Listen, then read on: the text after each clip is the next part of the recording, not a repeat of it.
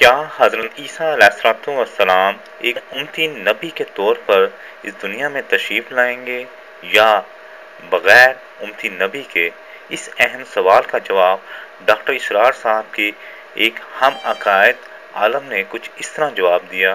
یوں ہے کہ حضرت عیسیٰ علیہ السلام نبی تھے، نبی ہیں اور نبی ہی رہیں گے جب تک کہ حیات ہوں گے اس دنیا میں، لیکن آپ عمل کریں گے نبی اکرم صلی اللہ تعالیٰ علیہ وآلہ وسلم کی نبوت کے مطابق، آپ کی شریعت کے مطابق، اور جتنے فیصلے ہوں گے وہ اپنی شریعت کے مطابق نہیں کریں گے بلکہ اپنی نبی اکرم صلی اللہ علیہ وسلم کی شریعت۔ لیکن یہ اہم سوال ڈاکٹر ذاکر ناہی سے پوچھا گیا تو ڈاکٹر ذاکر ناہی صاحب اس کا کیا جواب دیتے ہیں؟ Student of St. Aloysius, you said Jesus had come only for Israel and Muhammad for entire mankind. We Christians and Muslims also believe in second coming of Jesus.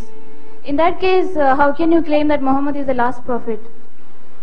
The sister asked the question that I said that Jesus, peace be upon him, was only meant for that time, Prophet Muhammad, for whole of humanity. Then how come he will come again?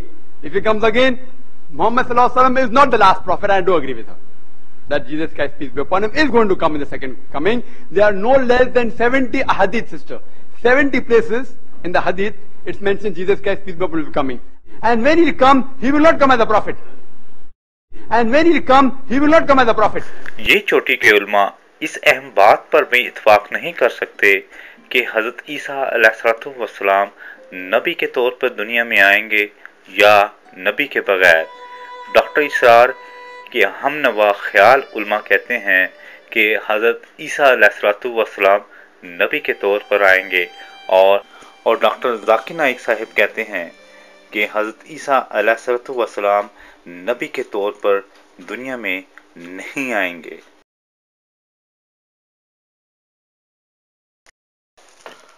جس طرح یہ مولوی حضرات امام مہدی علیہ السلام کی تفسیر نہ کر سکے، اسی طرح یہ مولوی حضرات دجال کی تفسیر بھی نہ کر سکے، الٹا دجال کی تفسیر کا حشر نشر کر دیا۔ ان مولوی صاحب کو دیکھیں کہ یہ دجال کی تفسیر کا کس طرح حشر نشر کرتے ہیں۔ صلی اللہ علیہ وسلم نے کیے کہ قیامت سے پہلے وہ نکلے گا اور زمین میں فساد پیدا کرے گا، اور حضور نے یہ فرمایا تھا کہ وہ زنجیروں میں جکڑا ہوا ہے، اور حدیث میں ہے کہ ایک صحابی نے باقاعدہ اس کو دیکھا ہے زنجیروں میں جکڑا ہوا۔ تو محمد عیسیٰ داؤد کا اور دوسرے جو مسلمان مفکرین ہیں ان کا خیال یہ ہے کہ وہ زنجیروں سے تو آزاد ہو چکا ہے جناب محمد رسول اللہ صلی اللہ علیہ وسلم کے زمانے کے بعد، اور اب وہ جو برمودا تکون ہے اور یہ جو اٹلانٹک اوشن کا یہ حصہ ہے، اس میں شیطان کے ساتھ مل کر اس نے ایک امپائر قائم کی ہوئی ہے، اور وہاں سے وہ اپنی جو آپریشنز ہیں ان کو آپریٹ کرتے ہیں۔ اب ڈاکٹر ذاکر ناہک صاحب کو دیکھیں۔ ڈاکٹر ذاکر ناہک صاحب دجال کے علم سے بالکل فارغ نظر آتے ہیں۔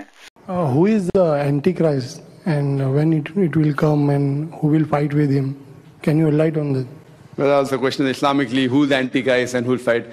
So surely before the world ends, this Dajjal will come. He'll be born. Isa alayhi salam will come again. He will see to it that he kills this Dajjal. Mahdi salam will come and Khilafah will be established. So all these are there. So this is basically talking about the Dajjal, where there are various hadiths talking about it. اب ذرا طاہر القادری صاحب کی دجال کی مزاحیہ تفسیر کو دیکھیں۔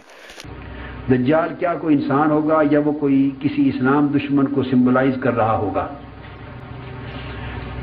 حدیث میں جو آیا ہے دجال وہ ایک انسانی شکل میں، مگر انسان کی یہ شکل نہیں ہوگی، وہ یوں سمجھیں کہ انسان جیسی ایک انتہائی قریب شکل میں ایک مخلوق ظاہر ہوگی، کیونکہ حدیث میں بڑی وضاحت کے ساتھ دجال کا ایک پرسنالٹی کے بارے میں ذکر آیا ہے، لہذا دجال ایک فزیکل پرسن ہوگا مگر انسانوں کی شکل سے مختلف۔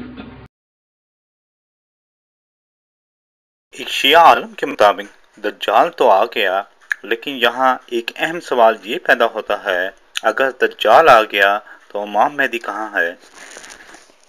ہر چیز ہمارے پاس ہے، تیل ہے ہمارے پاس، گندم ہے، سمندر ہے، اناج ہے، پہاڑ ہیں، سب کچھ ہمارے پاس، سب کچھ ہیں، مگر پھر بھی میں آپ سے سوال کروں گا کیوں ہم محتاج ہیں ان پہ؟ کیوں وہ ہمیں آنکھیں دکھا رہے ہیں؟ یہ سب علامات ہیں۔ اگر آپ غور سے ان کتابوں کو پڑھیں اور دیکھیے، ایک ایک علامت آپ کے سامنے ظاہر ہے. آپ سمجھیں کہ ہاں دجال بھی آ گیا ہے، اور مسلمانوں میں جو تفرقہ ہے وہ بھی ہو چکا ہے. یعنی آپ کے نظریے دجال آ چکا ہے؟ تقریباً آ چکا ہے.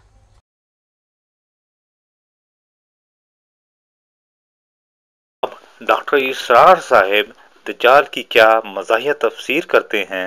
لہٰذا بس اجمالی طور پر تو ہم مانتے ہیں کہ ایک شخص دجال آئے گا اور وہ کانا ہوگا، اس کی ایک آنکھ ہوگی، لیکن اس کے پاس قوت اتنی ہوگی کہ وہ کسی زمین کو کہے گا کہ نکالو اس میں سے اپنے خزانے، اور وہاں جو ہے وہ پھر لہلہاتی ہوئی کھیتیاں ہو جائیں گی، زمین کے خزانے نکل آئیں گے، اور وہ جو ہے انتہائی تیز رفتار ہوگا، پوری دنیا میں چکر لگا لے گا چند دن کے اندر.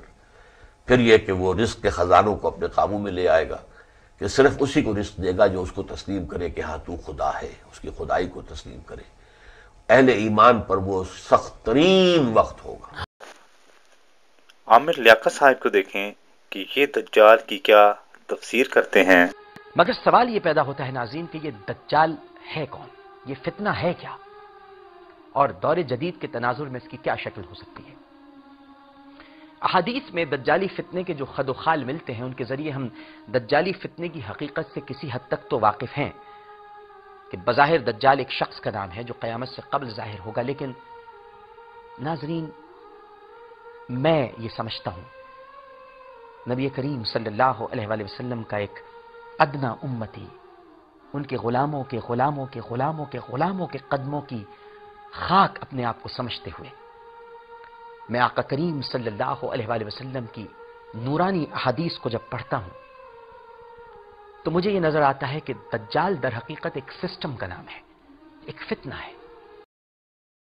ناظرین، یہ علماء ایک امام مہدی نہ بنا سکے، نہ حضرت عیسیٰ علیہ السلام کی آمد ثانی پر ان کی نبوت پر اتفاق کر سکے، اور نہ ہی ایک دجال کا کانسیپٹ بنا سکے. اگر ان علماء کے دجال کی تفسیر کا تجزیہ کریں تو مولانا اسد تھانوی کے مطابق وہ برمودا ٹرائنگل میں ہے.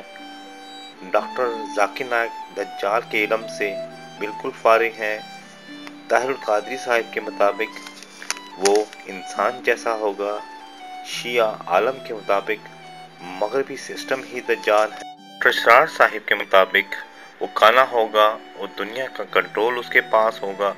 عامر لیاقت صاحب کے مطابق دجال ایک سسٹم ہے. ناظرین، ان مولویوں نے امام مہدی، حضرت عیسیٰ ابن مریم اور دجال کی تفسیر کا یہ رنگ برنگا حال کیا ہے.